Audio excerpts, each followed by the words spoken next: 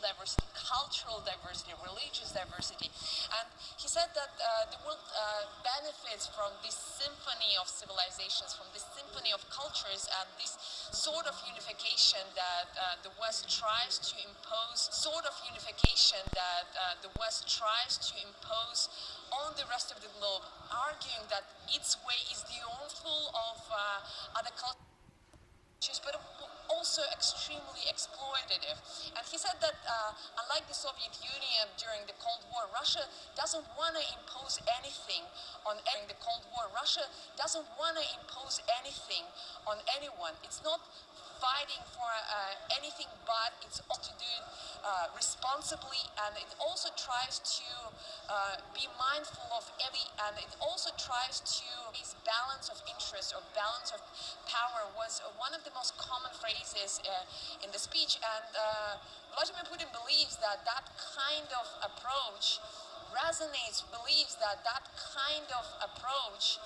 resonates with the rest of the world. He said that Russia doesn't need to offer the world any new ideology, and this is something that many of him, that Russia needs to be sort of this new global revolutionary trying to replace the United States, or trying to offer the world some new ideas. He said no, the only trying to offer the world to fight for our own interest and do it fairly, do it openly, and that may gain Russia sympathy of the rest of the world.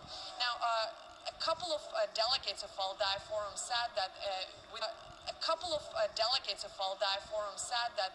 within their countries, including Western countries, but also countries in Africa, in China, in Asia, in Latin America, there were many people who resonated with not only what Russia has been doing, but many of the theses of Vladimir Putin. And he said that he knows that Russia has to. Let's listen to what he had to say. As soon as the benefits of globalisation began to profit not only Western countries, but also major Asian states, the West immediately changed or even abolished the rules. Such arrogance has been in place since colonial times, when they considered all people second class, but themselves. Today, new centres of power are appearing. Take Asia or Africa. Yes, Africa is a poor continent, as of yet, but it does have great potential. And look at Latin America. All these countries will continue their development. Now, this is not the first time he drew the parallels between the anti-colonial struggle of the 20th century and anti-hegemonic struggle of our times. He made a point earlier that the anti-colonial struggle, which by the way Moscow eagerly supported, created many news. And he said that right now the world is primed for liberating itself from the old servitude of the West. Interesting and repetitive point that Russia was not actually even fighting against Western elites, and that it had a lot of allies in the West. He specifically ordinary people in Western countries, and he said that yes, ordinary people in the West need to know that Russia is not their enemy. Russia is not trying to take anything from them. It only wants to have the right to develop according to its own other countries.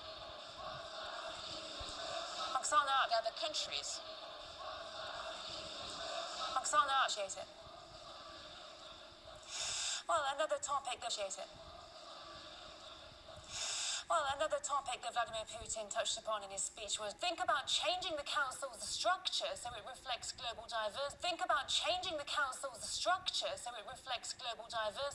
We got a reaction from Finnish journalist Janusz Putkonen, who also believes that the UN doesn't reflect the multipolar world.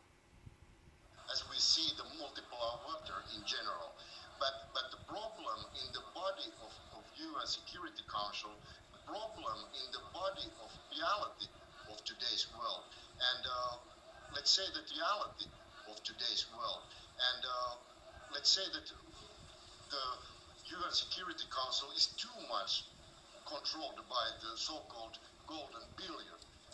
The Western countries, which are actually only ones like India and China and many major players in the geopolitical field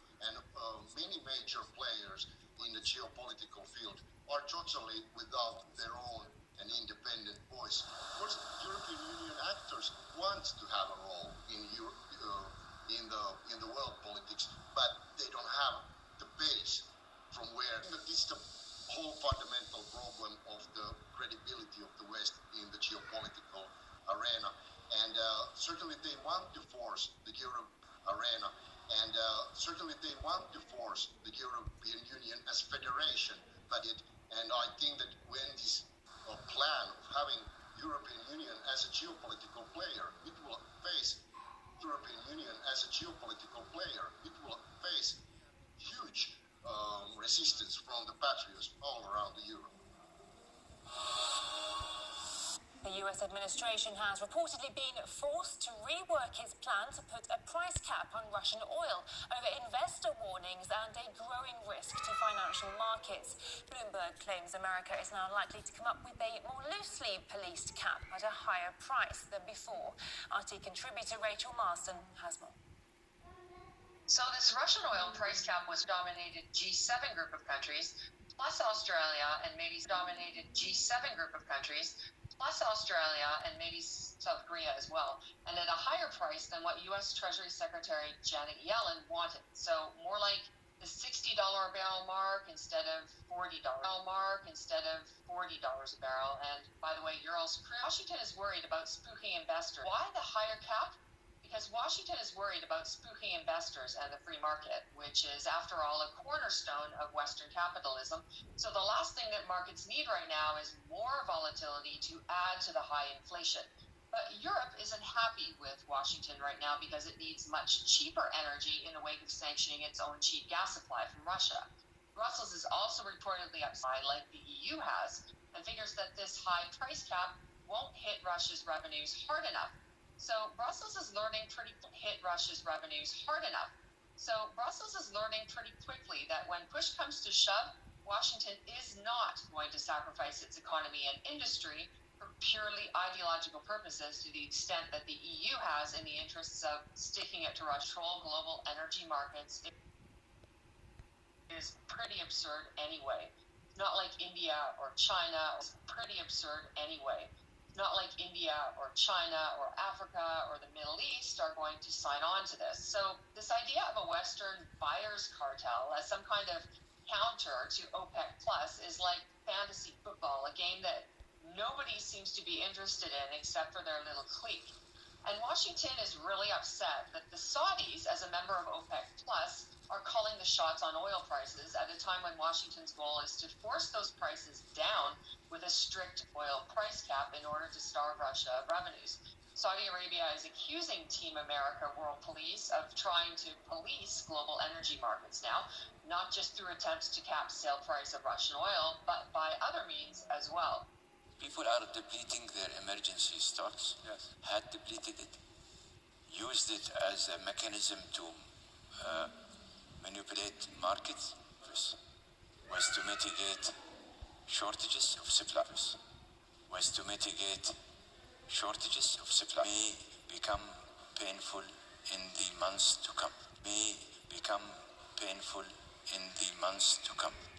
We're learning now from Western media reports that Biden thought that he had a deal with the Saudis to boost oil production in order to lower prices in the wake of his visit to Riyadh over the summer. But it sure doesn't sound like the Saudis were on the same page.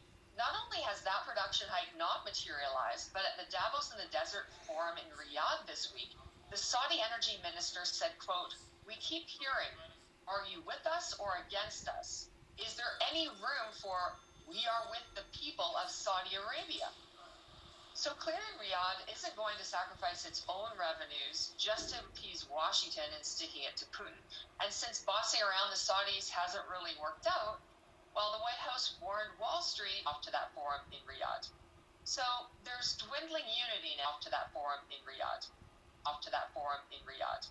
So there's dwindling unity now, even between Washington and Wall Street, over which countries to treat like a pariah, catering to Washington's.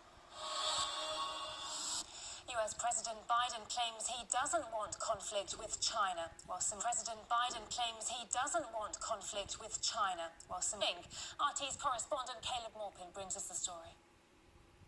Joe Biden just met with RT's correspondent Caleb Morpin brings us the story. Joe Biden just met with top military leaders, and he laid out his position in clear that we don't see conflict. I told him that we're looking for clear that we don't see conflict. I told competition, but not that need be conflict. But we are going to compete. So just competition, but not that need be conflict. But we are going to compete. So just competition, not conflict. That's what Joe Biden says, but it doesn't look like friendly competition. When the United States is moving to produce semiconductor chips, these trade policies are being called out as unfair. The reality is that the US is determined to use microchips as a tool to contain China. There is no possibility of reconciliation. And what was Nancy Pelosi's trip to Taiwan, if not an effort to provoke conflict? If anything, we saw a U.S. kind of military confrontation resulting from it. Now the USA is piling all kinds of weapons into Taiwan. And there's a bill before the U.S. Congress that would essentially renege on the one China policy. The United States seems to be prepping its European allies for war as well, urging them to stockpile weapons and, of course, purchase more of them from the United States. We hear from US because there might come a time, and it could be pretty soon, when actually we, the US, might be engaged As Washington goes, so goes their allies. A poll now shows that 50% of those living in Australia would be in favor of military action to defend Taiwan. So while Joe Biden says he does not seek any confrontation or conflict with China, he simply wants competition, his actions tell us something very different. And the war is a very intense thing. Staff at Twitter have reportedly admitted to trying to empower different social movements around the world. That's amid Elon Musk's ongoing plan to purchase the company. RT's Donald Corder broke down the story for us earlier in the studio with my colleague Peter Scott. Well, Elon Musk pretty much walked